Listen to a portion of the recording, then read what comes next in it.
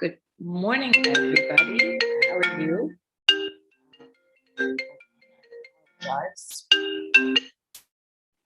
Did everybody hear my phone ringing?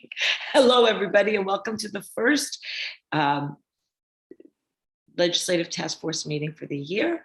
I'm Emily Bays, and I welcome everybody who's here. I think we can get started right away with if Julie Epstein could please share her screen. Do you want to share who's in attendance this morning? Sure. Because on the live stream, they can only see one person at a time. Sure, of course, sorry. So you know what, why don't we go around the room and just since it's our first time meeting this year and everybody could just briefly give their name and introduce themselves for a second. So as I said, I'm Emily Bays. Julie, go ahead. Julie Epstein, Board of Ed. I think Ron? you have, okay. Ron? Oh, I'm up? Yeah. Sorry. It's Ron Rochester. Community member. Community member, yeah. Adrian, I see the squares. You get to see the squares. Good morning, I'm Adrian Kane, community member. I'll go with that. Michelle. Michelle Duran, I'm also a community member. Jessica. Hi, Jessica Melwani, co-president of Parents Council. Nicoletta. Good morning, Nicoletta Gargis, co-president of Parents Council. Diane. Hi, Diane Venezia Livingston. I'm a community member. And George. George Borda. Well, George Borda's on. He's also a community member. So we are expecting, I believe Deborah Brooks is also on this committee. She is a representative of the Board of Education. Myself and Julie also represent the Board of Education. So we will now go on to the screen share. Thank you, Julie. Okay, so again, here's our agenda for today. We're going to discuss the structure of the committee.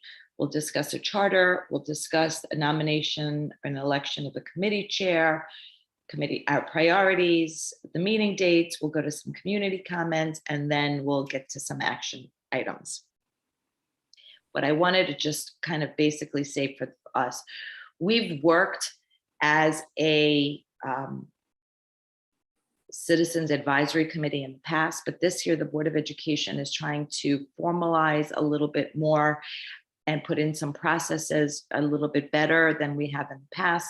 So things are not particularly changing for this committee. That, you know, we've always worked Board of Education members with community members, and yet I just wanted us to really formalize the process a little bit and have a system put in place for going forward. So I shared with everybody on the committee over, I think on Friday, I sent over a proposed charter of what the committee and I actually shared this presentation with you as well. And Julie, did you want to say something? Yes, I also just wanted to say that, do you want to explain how the structure is established so far? The people that are on the committee are not the end of the committee. We will be doing the application. Are you getting to that part? And I was. Okay. So you were going to put the application in the chat. If you could put the application in the chat. So what I forgot to send you guys is the application. So again, based on the charter that everybody saw over the weekend, I hope you've had to review. There's an application process with determination that is made by the Board of Education. We have, the way the charter is proposed, we'll have up to 3 Board of Education trustees. We'll have up to 10 parents or community members on.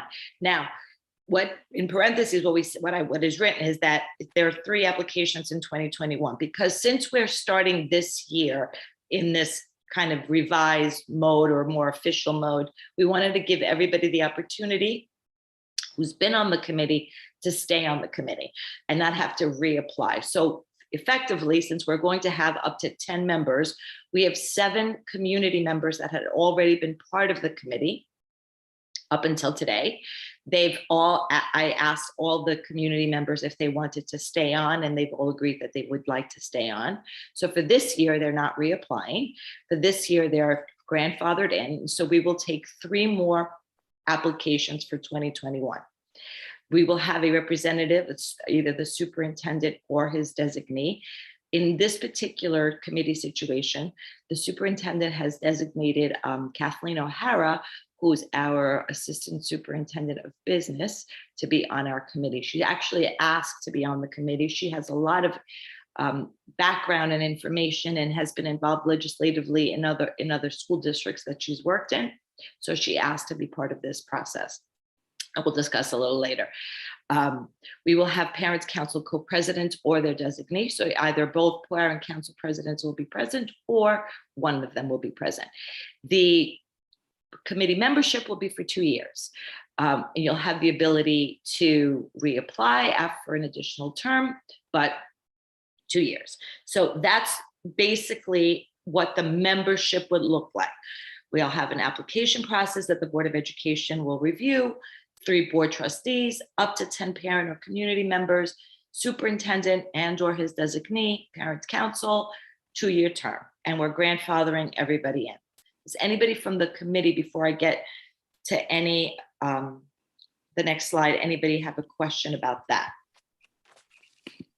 What is the criteria for accepting them, and who's voting on who's going to be on it? What are you looking for? So the application process, I think Julie just put in I forgot to share it with everybody, but basically it's a question of who, oh, you put it up, sorry. Okay, there you go. So I don't know if anybody can see it, but it basically, we're looking for people who have something to attribute, right? It's not just, so what are your skills? What is your involvement? It'll be a board decision. We haven't really, this is the first time we're actually doing this, Diane. So we're kind of going along the way and we'll figure it out as we go along, but it'll go to the board, and the board will make a decision on, it's really, what do you have to contribute? What has your involvement been in the past? I don't know that. And I think me as a board member, I would like to have a cross section of representation, right? And people that have different skills that they can bring to not necessarily skills, but different perspectives, different ideas, different people that they may know. Like, I think it's great for us to be able to do that. There is no specific things yet, is my answer. Does that make sense? Yeah. No, of course. And then it's voted on by the school board or by this board?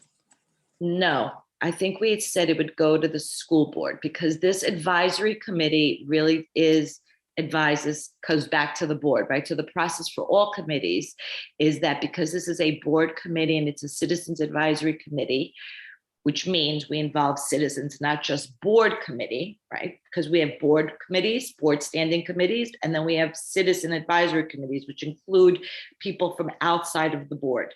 So it would go back to the general board, and the board would agree. And then we would go back to this committee to do work. So this committee can bring recommendations to the board. So this committee can say, we would like to work on this, and this is our approach, and this is how we want to go about it. Okay. We then would go back to the board, and the board would say, yay, we support this, go right ahead. Or the board may say, no, this is not the strategy of this board. We don't want to work on this. I'm coming up with all these scenarios, right? That's how this works. We advise, and we go back to the general board. So because we advise the general board and we work on behalf of the general board, the overall board would have the opportunity to look at these applications and come to some sort of consensus on who the members are. And then how are you recruiting? Is it something you would be sending out to the schools? Do you have to have children in the school? Do you just have to live? No, I think you should just live in Port Washington, but no. So what we'll do is we'll ask Parent Council to put it out to the HSAs. We'll put it on our district website.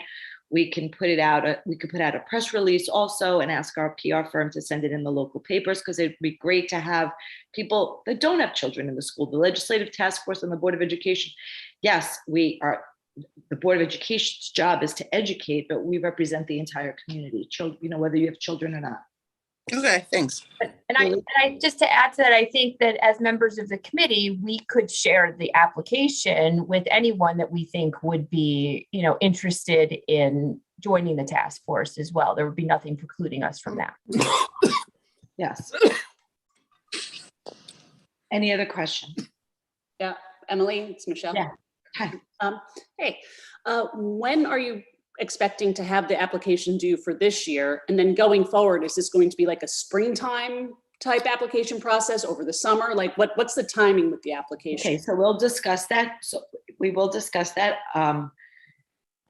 Before we do, so Julie's probably going to like say you're deviating from the presentation and you're having discussion. We will discuss that.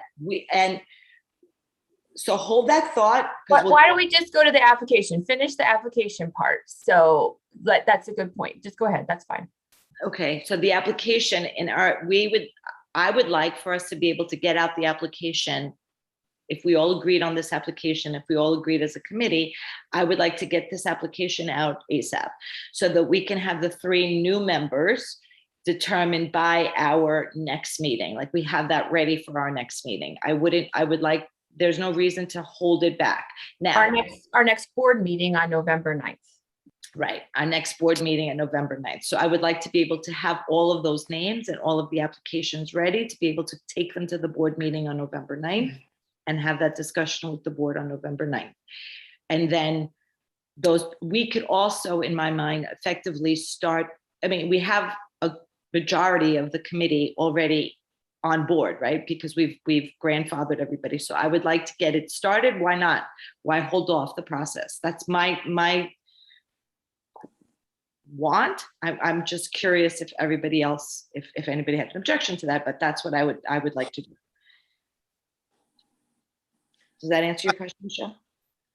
Can I just jump back into the proposed application? I would suggest making the last question, maybe 1 or 2 lines.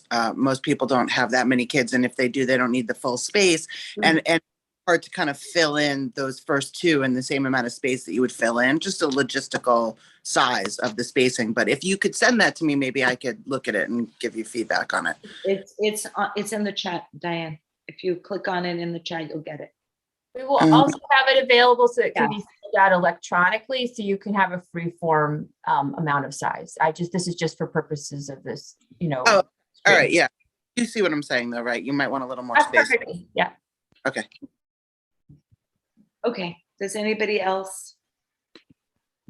Okay. So let's go back to the presentation past the application form. I just want to, Michelle also asked, in moving forward, what would our proposition be? What's the proposition for the application process? And would it be offered in the spring, or is this something that's part So of it would be something for the year? fall, correct? Isn't that in the charter? It would be something for the fall. It says it, yes, in the charter, it'll say for the fall, yes. The fall. But So- this is all up for discussion, right? These are all proposals. And so, but yes, that's the thought process. So I think in the charter it says by November of that following year at one night, and the thinking on that is that you say the spring, but people may be done by the springtime, right? And they may not want to be thinking about school anymore. So we start in September school, then start thinking about legislative, and then you have this conversation by the beginning.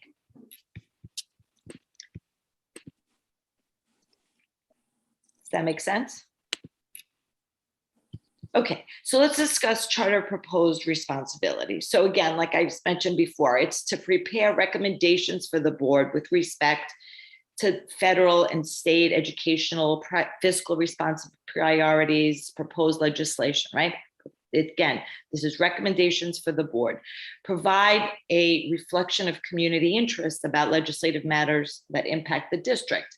Again, what do we as a school district, what do we as a school community, what are things that are impacting us, and how do we want to pursue those? Review current and proposed legislation and make reports to the board as appropriate, right? That's what our job is going to be, again, legislative. And we also want to be able to represent the district in appropriate local, regional, or national legislative forums. I just want to point out, we've done all of this in the past. So this isn't something that is new to this committee. This is how we've operated. I'm just, again, saying that for the first time, we're trying to make it a little bit more formalized and kind of set in stone so that future members and future board members if there wouldn't be confusion as to what does Legislative Task Force do. Any questions on this? Okay. So here are some of the ideas. Now, I mentioned earlier that Kathleen O'Hara is going to be our, hold on, Julie, I'm sorry, I'm going backwards. We did not discuss the nomination of the chair. No, we did not. Do you want me to go back to the agenda? Sorry. Sorry. Yes. So we've discussed the structure, the charter. What we really need to do is do a nomination of an election of the committee chair. Now, per the charter, the committee chair is a Board of Education member. I have acted as committee chair over the past couple of years. I don't know, actually, I think since I've been on the board, I've acted as the committee chair. Julie and I have actually done this together. I would like to continue. If anybody would like not for me to continue, I'd be more than happy. No, I'm not. I was going up to nominate. I didn't expect that next line, Emily. I apologize. Well, I just want to say, if anybody else wants the job, go right ahead. Fair enough. Okay.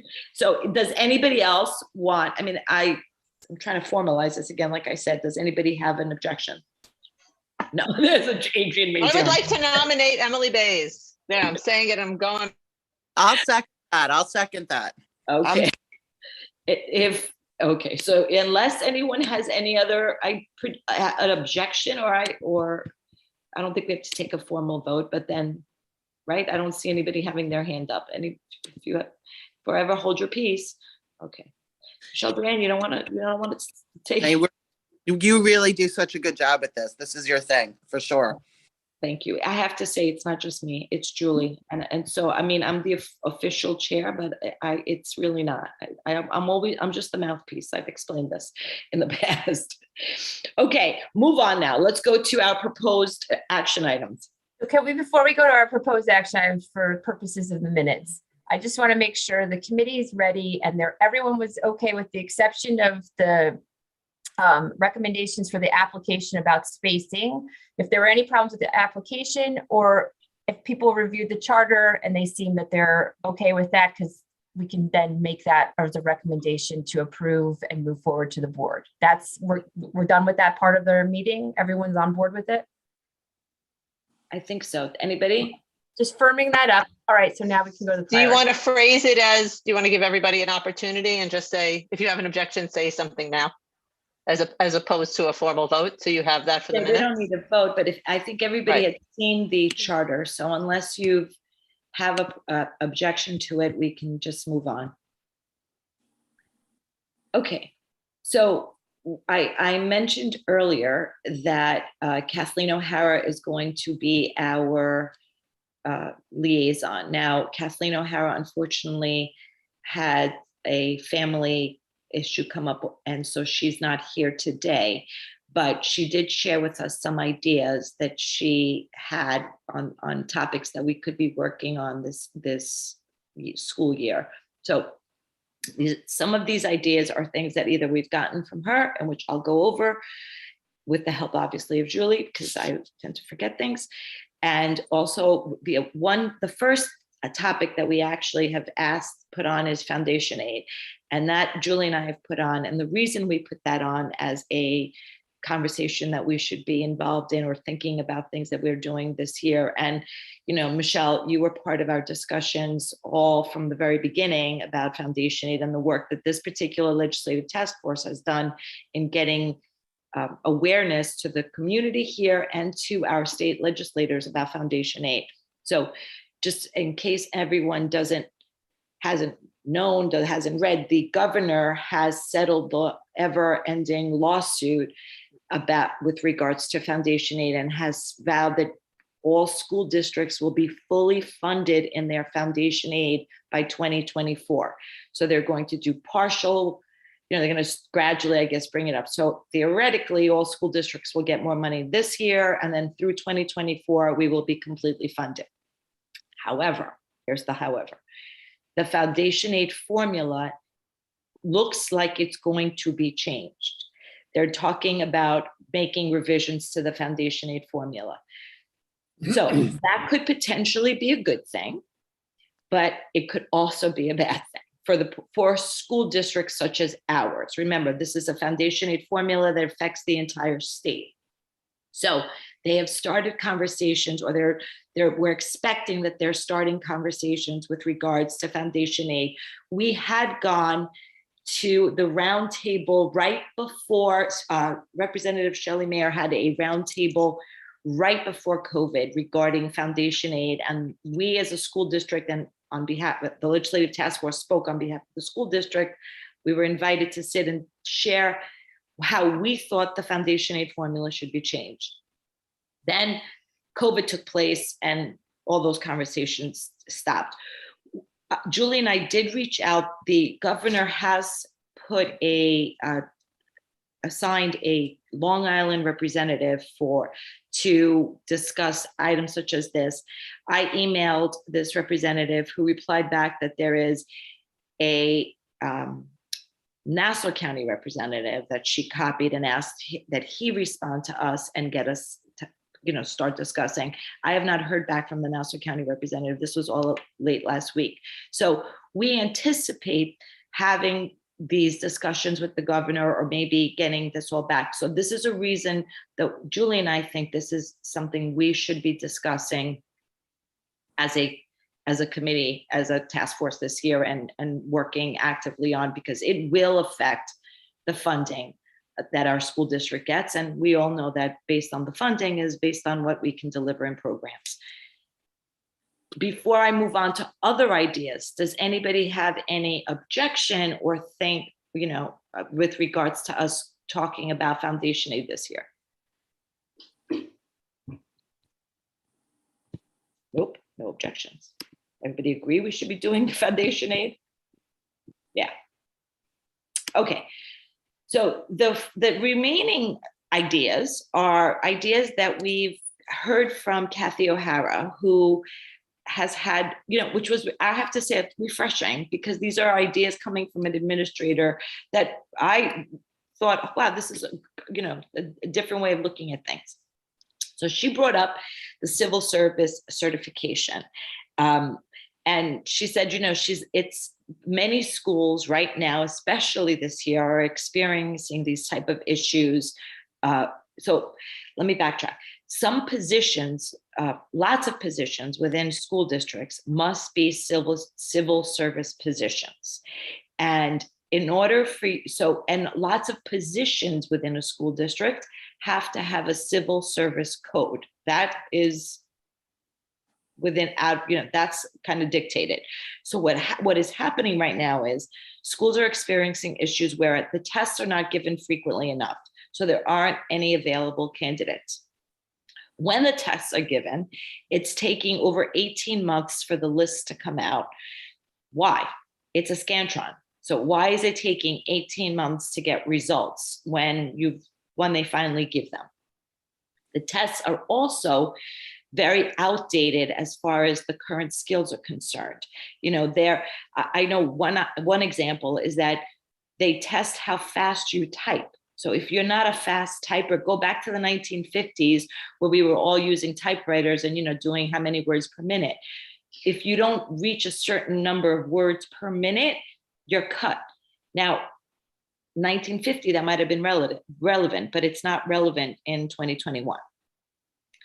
And so that makes it all very difficult to find high quality candidates. So the suggestion that perhaps schools or BOCES should run the tests and have more input into the test design. Kathy O'Hara is working with colleagues in the business office to work on kind of forming a task force, and to work with Laura Curran's office to discuss these type of things. But she thought this might be something that we might be interested in pursuing.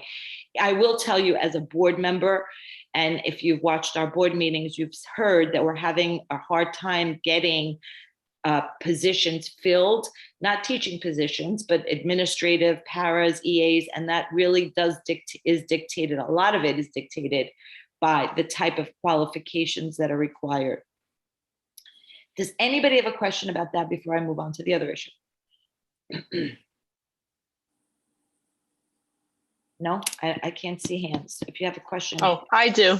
It's Adrian. Hi. I was going like this. go ahead. Thanks. So is the proposal to take those positions away from, like, to pull away from the civil service requirement? And I to, think are you trying to rejigger the test, or you're? I think what Kathy O'Hara was saying, and again, the task force that she's working with other members of her unit, is that to have BOCES or school districts run the tests as opposed to having the civil service test. Again, these are like general ideas. This isn't, and this could be something that we as a committee decide, yes, we're going to further discuss this, and that would be the topic that we discuss next, or the conversation. I'm just asking if you think it's worth our efforts. Okay. We're not discussing it now. You're just asking. Okay. Now I understand. Thank you. I'm just trying to get, a feeling of what we think we want to be working on. Understood. Thank you. Okay, no problem.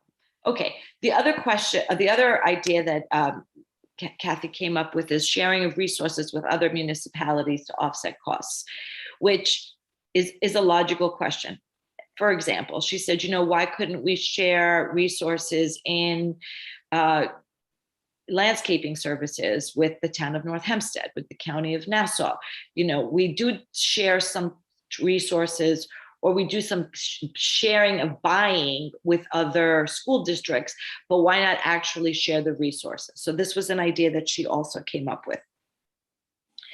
Another idea that she came up with is transportation to private schools. Share that through Nassau County. So for instance, she said, an issue that they have been discussing in her group is that why not do private schools through Nassau County as a shared service? There is an infrastructure and the routes may already exist. So if for instance, all Manhasset, Port Washington, Great Neck, whatnot, are all going to Greenvale. Maybe that those routes are already in place, perhaps share the costs across Nassau County as opposed to having it for individual. As you all know, transportation costs are a big factor in in all school districts budget. So that was another suggestion she had. Any other ideas that anybody else has? Anybody have? Diane? Yeah, I don't necessarily have an idea. I just had a question about the last one about the pooling of services. Is that something that you can legally do on a district level, or is that something that has to come through the state level? I don't know the laws regarding that. I don't think we can do it on our own. I think we would have to go legislatively. I'm not sure either, but this is something we would have to look into and see what the process is. But it's really what she's discussing. And she's actually going to a meeting this week that will discuss some of these topics with her counterparts. So maybe with who, Julie? With ASBO. So she is one of the leaders of the American School Business Officials, the New York State version of ASBO. That's what it stands for. And they're having this as a discussion with other business office officials. So it's not just a Nassau County discussion. It is happening across people in her field of operations. So I would imagine if there are legal issues associated with it, that would be part of the discussion then. Yeah, I know before Cuomo left and sort of before COVID hit, there was a big push to consolidate. I don't really know where we left off on that. I think Larry probably knows, but that was a big push back then. So yeah. And by the way, Larry is a member. Well, has asked to remain on this committee. He's just not here today, but he is going to be part of it. Yes. God. I was actually hoping that was going to happen. So that's good. So Larry is a member. Will be remaining. Invaluable. His knowledge. Invaluable. It's irreplaceable, truly. Okay, cool. Thanks. I just wanted to ask that. And Emily, I forgot on this. We came in late and I didn't add it. The NYSERDA is offering funds for schools to be more green. But right now, those funds and benefits are only offered to low-well schools.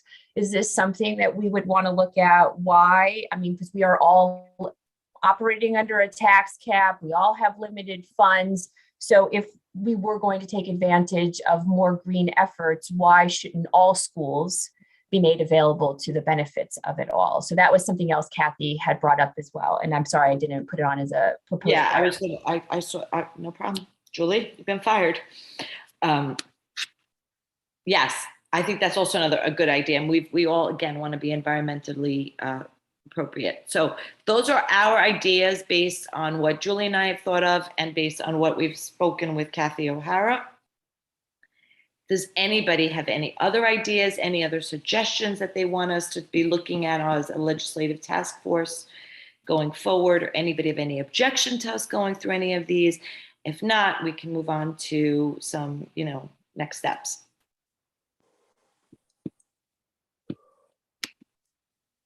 I don't see any hands. Okay, so what we think we need to do is agree to meet at least 4 times per year. Now, we did meet, we're meeting today. Again, I don't think this is a committee that needs to meet every month. But the key word here is at least 4 times, right?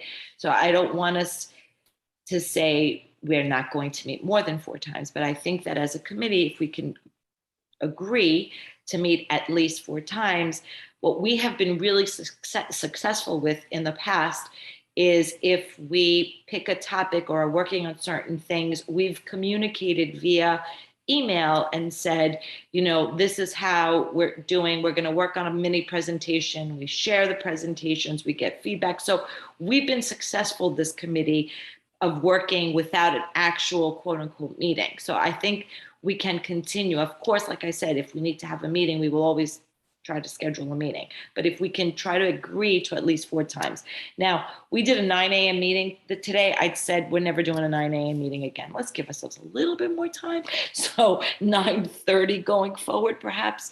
And instead of it being Mondays, because I also recognize that Mondays sometimes are a difficult day, Julie and I just picked Thursdays. And Julie and I really just picked these days. The other day we went on the calendar, saw that if there were any conflicts, any potential conflicts, and picked these days. Again, there may be some times that we have to make a change, but I wanted to know if you guys all thought that these dates, so it'd be Thursdays, January 13th at 9:30 a.m., Thursday, April 7th at 9:30 a.m., and Thursday, June 9th at 9:30 a.m. as our next official meetings, but not necessarily, we're not waiting to do work. We'll pick the action items and we'll start doing the work, but actually come back and formally meet. Does everybody understand that? Or am I making sense? Or do you agree or disagree? I'm trying to be respectful of time. When is the budget vote? The budget vote is in May 17th, I believe, this year, something like that. Do we want to do something close in time to that, just before, or do you want to make that the April 7th meeting? Yeah, I mean, I think what we should first try to decide is what are can we work on everything simultaneously? Clearly, we want to have a meeting we need to start working on foundation aid, because that will affect the potential budget, right? And so I think that's where we definitely get involved. But a lot of the other things, Diane, that we're talking about really don't affect the budget. They affect more, long-term type of situations. But the immediate budget, which is on May 17th, isn't necessarily affected. I bet foundation aid isn't. I mean, not I bet. I'd be super surprised if the formula was changed before, 2024. So I think we're still in the planning long-term. Ron, I see your hand. Yeah, just quickly, you mean those dates to be 2022, right? Oh, yes. Unless you want to go back in time. Yeah, that's what I figured. I just wanted to. I'm Yeah. fired again. I'm fired again. Julie's fired again. Yes, thank you, Ron. 2022. Anybody? So let's, if everybody's okay, we'll shoot for these days in 2022, not 2021. And then if we need to go and add other dates, we will along the way, but let's just get at least 4 days on the calendar. Okay. Okay, moving on. Okay, so what I'm going to do right now, which is different than what we've done in the past, because we are a advisory committee and we do have community members here, I'm going to give an opportunity for community members to be heard. They may have some ideas on topics that we should be addressing this year. We can do that, and then we'll go back to the committee for some action items. So if there is anyone in the attendee list that would like to add topics for us to be discussing this year, or just give any sort of community comment, you're welcome to do so now. If just raise your hand. I have an attendee. Okay. Joe Marino, which I'm going to say is not Joe. Perhaps it is, but Joe, you can speak. You just need to unmute.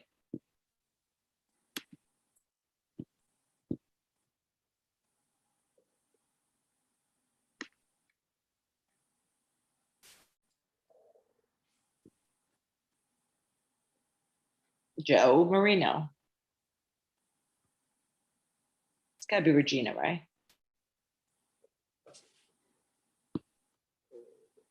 Okay, she's having a problem unmuting, I think.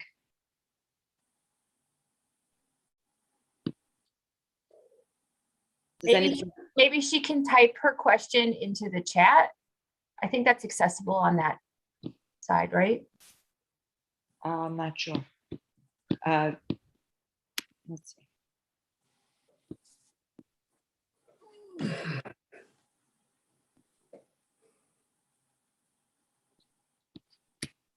Okay. Does any, I don't know if there's, she hasn't put anything in the chat, but there isn't any. Oh, she put her hand down. Okay. Does anybody else have any comments? Any other suggestions? Any other community comments? Anybody wants to say anything?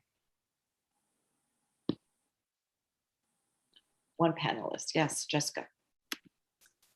Yeah, so this is my first time on the committee, and I'm not sure if this is the appropriate place to raise this, and I know nobody wants to talk about COVID, but last week, the White House sent out like a teaser for operationalizing a mass rollout of the vaccine for kids ages 5 to 11. Touched on resources that might be available to school and community-based organizations. Is this committee the right place to tackle that and just make sure through our state and local officials that the board is the recipient of any resources or benefits or incentives that will be rolled out through this program? Committee, what do you think?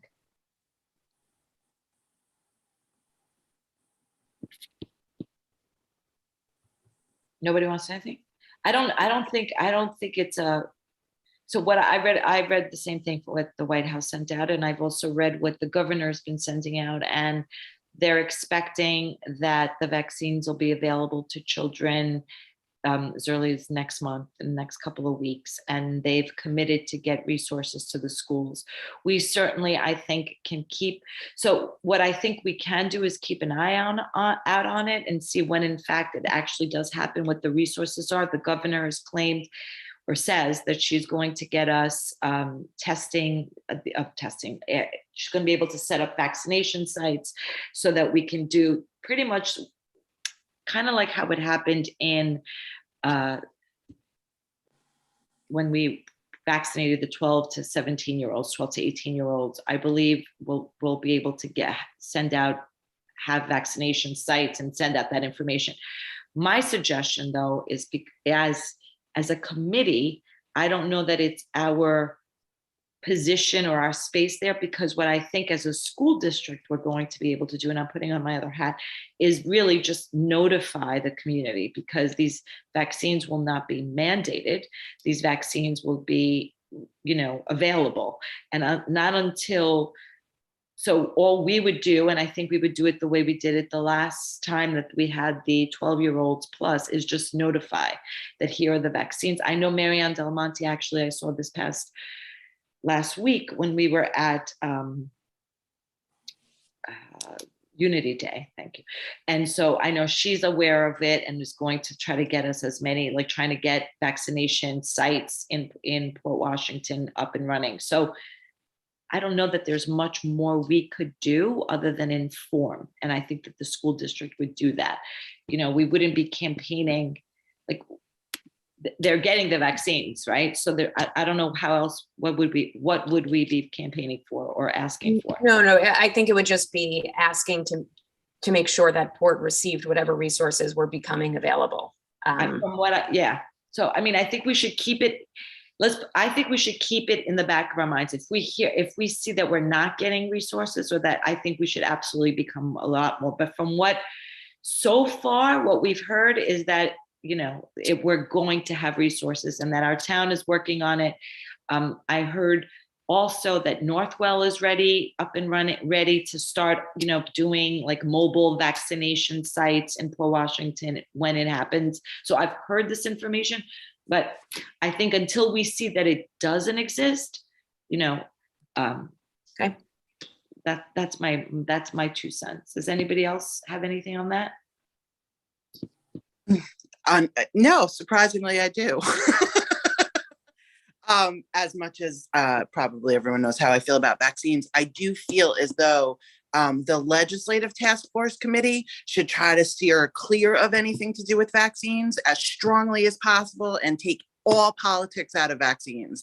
And that even though we can advocate for stuff, and obviously I understand, I don't think this should be what our focus is or even touch on it. Like, of course, nobody wants to talk about COVID, and I have a lot to, you know, I in a different committee. I don't think it should be political at all. I don't think the Legislative Task Force should touch. That's just my Right.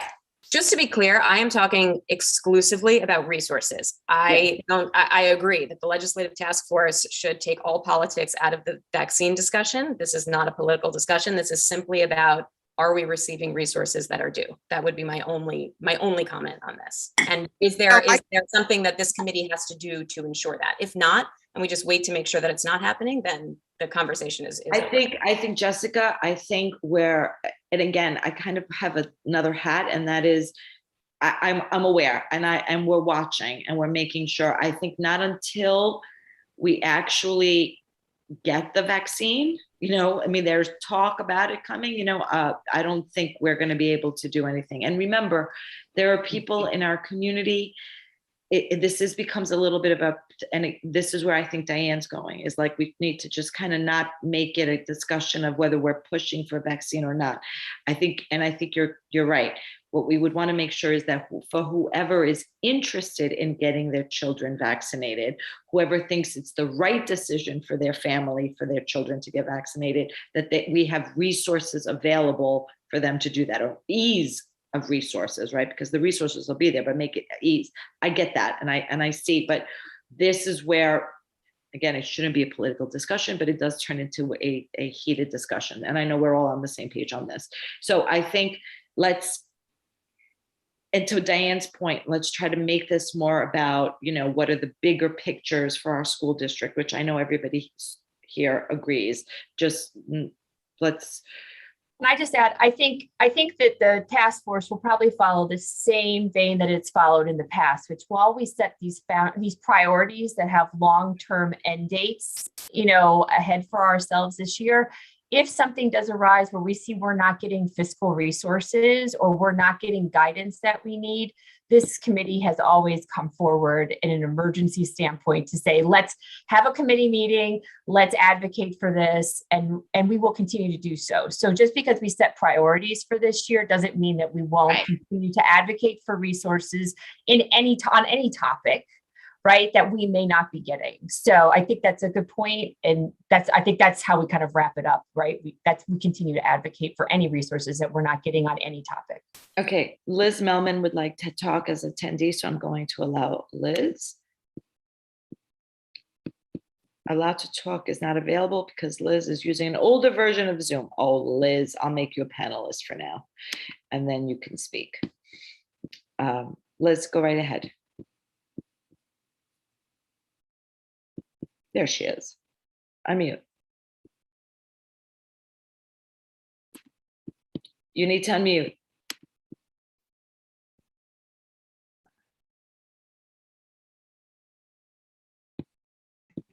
Okay. There you go. Okay. I wasn't planning on attending or talking at all, but But here you are. But here you I are. am. And since we are talking about it, I would just like to know if this committee is going to be involved in getting local control back for our kids, as far as restrictions on masks and everything else, since the question was asked for about incentives for masks and vaccinations. So I feel like this is a good question. What is the district going to be doing to get local Just control back? clarifying, there wasn't, I don't think anybody said incentive. I think it was making sure that there are resources available if somebody. Oh, but was that that there's going to be incentives, being offered? So if the So question was. school districts, that their incentives, meaning that school districts will be able to get, to vaccinate, but that's, we kind of like said, we're not going that route. We don't want to be able, we just want to make sure that people who have information, what we did in the past. But your question is, Yes. how do we, where do we stand, or how do we want to discuss going forward the question of local control versus mandates by the state, correct? Is that Correct. the Thank you question? for clarifying. So where we can, how does everybody else, what's the input from the committee? Does anybody have any input? Look, I'm going to give you okay, go ahead, Adrian. Emily, I agree with you. I agree with everything you said. Not that I usually do, but I typically do. But I'm going to go with echoing and saying that I back what you said without Okay. repeating. Thank you. But the question that I was asking right now is whether or not we want to talk about gaining local control or campaigning for local control, right? That was what Liz's question Right. was. And so I agree with you that echoing what you said about when you responded to Jessica's question, and then what Julie said, I don't know that that's our position. It's when we don't get something, like the funding comes in and we don't get enough of it, then we say we should have gotten more. You have to wait to see. I don't think that's within our purview. okay. For this committee. Yeah. That's not, I feel like that's not the question that was asked right now. Okay, The question. so the question is, so here's the question. The question is, and I will say that in the past, this committee has discussed local control. This has been something that this committee has advocated for in the past. We've discussed having local control, and it was per COVID, if we go backwards in time, right? We talked about having local control in that sense. This word local control, though, has now, unfortunately, come into the talking point of taking the mask mandate, right? And saying we should be able to say we want local control with regards to the mask mandate, and whether or not a school district decides if the masks should be mandated by the state or should be mandated by themselves. At this point, the state has made it very clear to us that they're not going to give local control on the masks. They've said this when we went back. I mean, they made the decision in July to give us local control with regards to masks, and we made that decision. But when it came down to the new governor, this has been something that we've been told in conversations that we've had with legislators, that there is no going back. They're not giving up that. But I think the question is probably more relevant question is, when do the mandates change? So what are the metrics that the governor, the state, is using for the metrics? Meaning, is it when all children are vaccinated, or when there's the ability for all kids to be vaccinated, fully vaccinated, that we then say, okay, we've reached our goals and we can go and change the mandates? Is it when the number becomes less than 2% or less than 1%? Like, I think that's a relevant question. And I don't have a problem, me personally, as a part of this committee, I would rather ask those questions to the governor and to our state legislators to try to get those kind of questions. When will your metrics change? And will you allow for changes in the metrics by locality? And that we've absolutely advocated for. And that, on a side note, the school district actually just put in place based on that. And that was with regards to the rapid tests versus the PCR tests, right? As you all know, on Friday, the superintendent made a decision based on conversations that were had at the reopening committee and conversations that they did have with the Department of Health, the Nassau County Department of Health, and doctors that are part of our committee and our school physician. And the decision was made that we were going to allow for rapid exams. Again, that was local control. So I'm kind of giving a very roundabout answer to your question, Liz, but I feel like we have been working in that case, in that aspect. I do not, as a personal committee member, and I can take the sense of this committee, I don't feel comfortable saying that we're going to advocate for no masks. I do feel comfortable saying that I would recommend that we ask our legislators to go get the answers as to what are the metrics that we are going by, and when will those, so that we all know what the numbers are that we want to achieve. Is it 100% vaccination? Is it 70%? Is it, I'd like to get that information so that we can be able to communicate that type of information. That's what I would feel more comfortable discussing. Does that make sense? How I'm phrasing it? Yes, thank you. I just felt it was important to ask about whether, also whether we were going to be giving incentives for these type of things. I know they're two different things. I'm sorry if that was said, it was wrong. We're not. I understand what you said. Thank you. Okay, thanks, Liz. Sorry, I just want to clarify that point. You mentioned the word incentives in the context of government incentives to provide access to vaccination. This is not the government, the school district incentivizing students or families to pursue. Having on school vaccination sites and advertising for it is essentially giving incentives for vaccination at school. No, that's access. An incentive would be if you get vaccinated, you have no homework today. Right. That's an incentive. We're doing that as well, so we'll just have to wait and see. Well, if the school district, the school district has not done incentives for vaccination, they've given access, but 100%, the school district, and to my knowledge, I don't think we've done that, but if we did, I would be 100% against it, saying, no homework if you get vaccinated. Right, because Laura Curran just announced, last week there was some, I don't have my information in front of me, but she said that, they were going to be giving kids things like going to the parks and all of that. So that was my concern with that topic. Okay. The only thing we've done in the past is we've shared information. Whatever the information is, we share it. But I see where you're. Thank you. Thank you, Liz. Okay, 2 more participants have their hands up. And it is Joe Marino. You're going to try again. Let's try again. Did it work? Oh, she's unmuted. Yay! Yes. My microphone was off.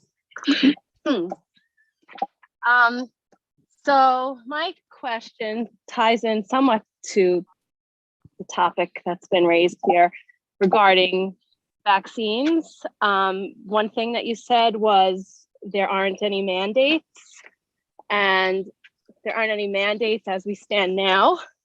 However, Dinowitz did put a bill out in the assembly mandating COVID vaccines for all school-age children for school attendance.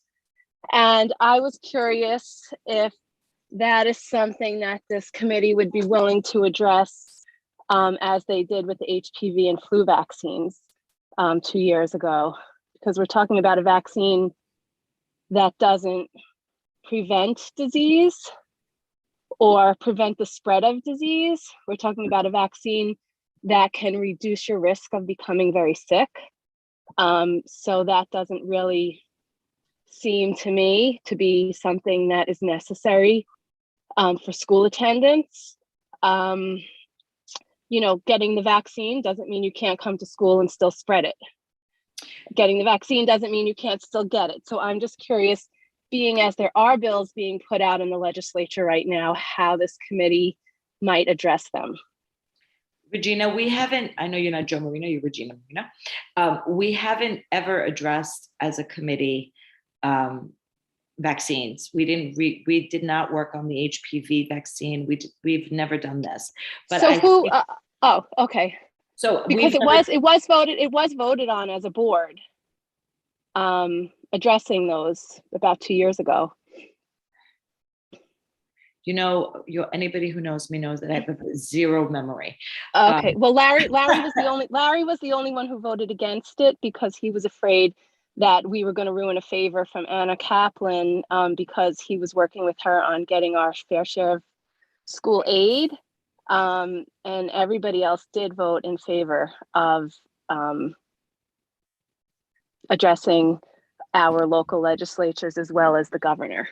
I remember very clearly. And it wasn't just our district, it was many districts. There was a letter. I think what she's referring to, and I now don't remember the specifics. I'm sorry to interrupt, Regina.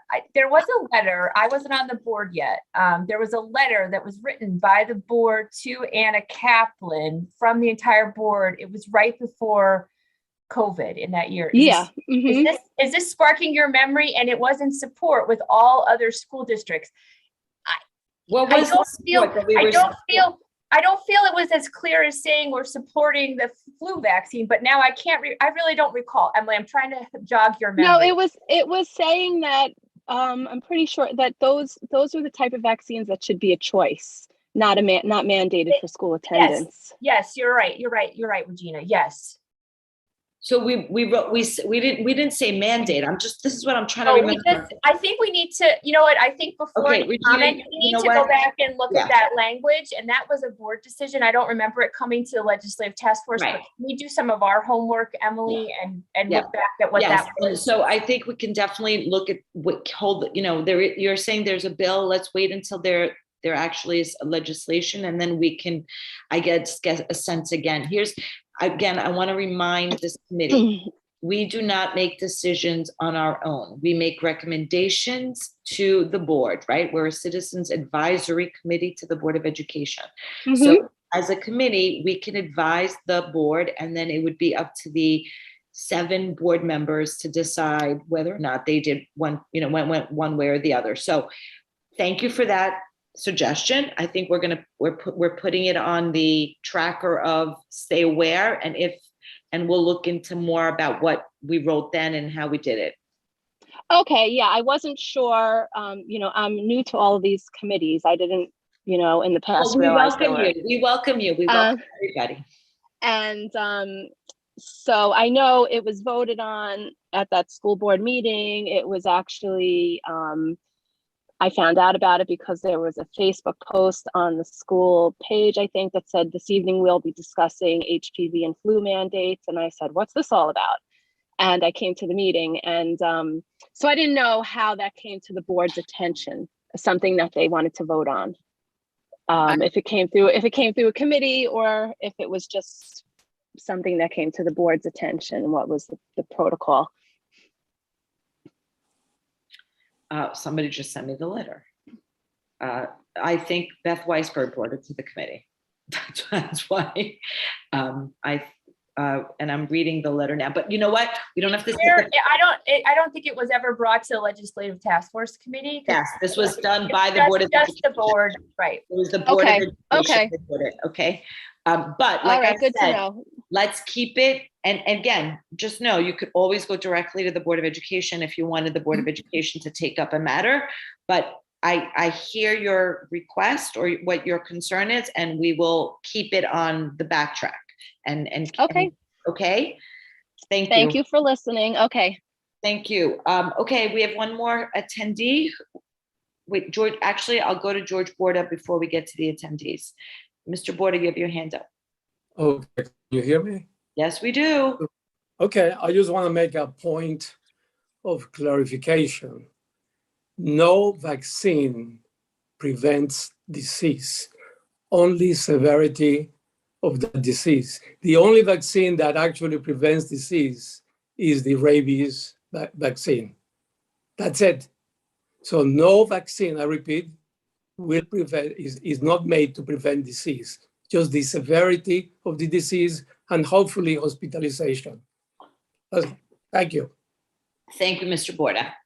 Okay, we have one more attendee who would like to speak, and then we can go back to the action items for this committee. Theodora Shulfain, you are, please unmute yourself. Yes, hi, can you hear me? Yes, we can, thank you. Yes, my question is, can this committee make a recommendation to the Board of Education to request a review date or push for a review date on the part of the state for the current regulations, and especially how they will interact when vaccination becomes available, and then the various steps vaccination goes through to be regulated or not in the schools. Does that make sense? I hear three questions from you. You're asking, can this committee ask for the data that I think what I was referring to earlier about what are the metrics that we're using for changes in the mandates? No, what I mean is, so it's my understanding that right now there are no review dates whatsoever. Review dates from who? I'm sorry, Tidor, from who? From the state. Review dates regarding the mandates? Yeah, overall, there are no review dates on the part of the state. So the Department of Health, OCFS, the governor's office, they currently do not meet to make any kind of reviews of the metrics of the way our public health regulations are in our schools. So I'm trying to figure out if there's any way our Board of Education has an interest in asking for that or advocating for that. Okay. Because Got when that. right. So okay, so you want to know if we can advocate for getting basically information on when they plan on reviewing the data, right, and their decisions on or right, because my understanding is right now it's not even a wait and see approach with them. Right now it's basically nothing. So when right. So that's question one, right? Is that the overall question? That is absolutely, that is the overall question. I'm wondering if there is enough interest in the Board of Education for that. Okay, so the way I see your question is basically asking for information, and I don't know that again, I'm not speaking, but I got it. I got your question. I'm not going to give an opinion on what the board would say, but I got your question. So okay, thank you. Thank you. Okay, so let's go back to our committee and let's go back to the action steps that we have for the committee. And so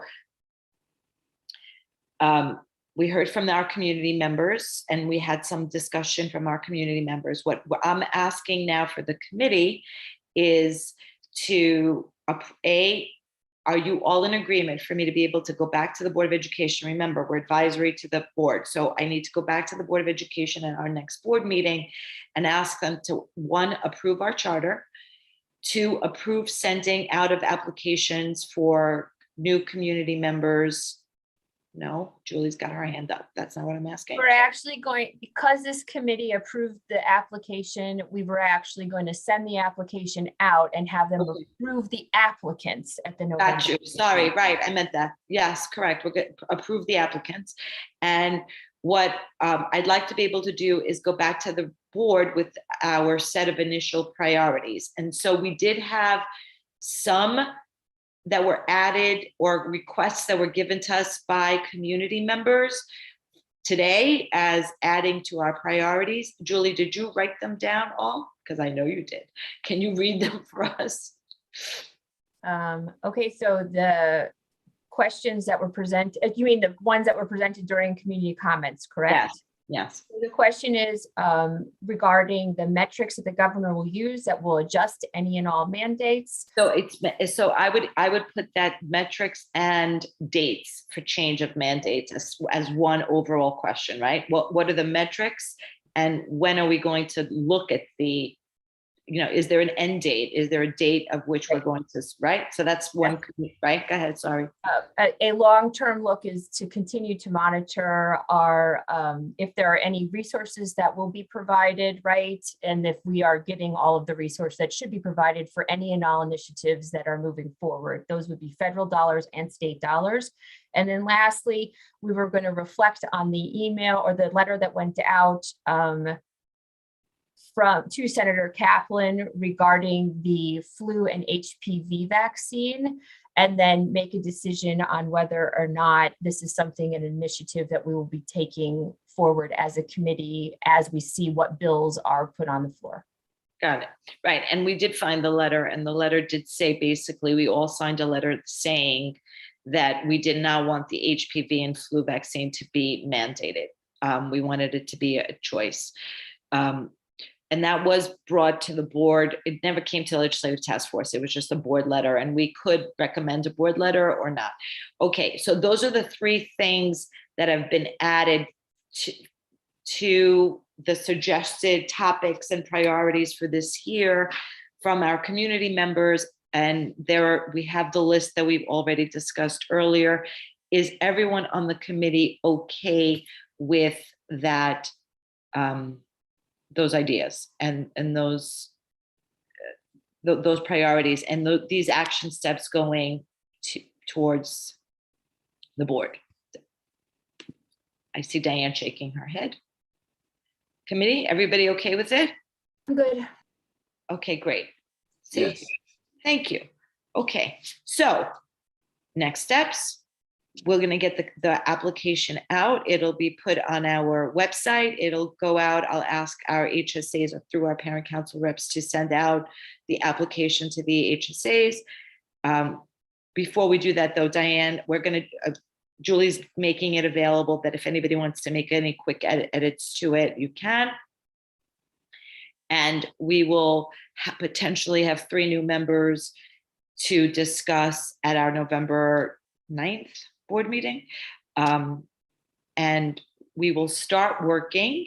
So once the board, so theoretically, the board will hear our recommendations, the board will have this discussion, and the board may say, we want you to work on this first, or what, we think you should work on everything simultaneously. Hopefully Kathy O'Hara will have had her meeting that she's had, and she'll have more information. So there might be faster things that we can start working on, in which case we will communicate to the committee via email. If we have to create another meeting, we will, but we'll start the ball rolling with, the ability for people to edit documents and letters and whatnot. Okay. Thank you everybody for being here. I look forward to us being successful once again, and power on. Okay. Good night. Good night. Goodbye. Thank you. Have a great day. Thank you. Bye, everyone. Thank you.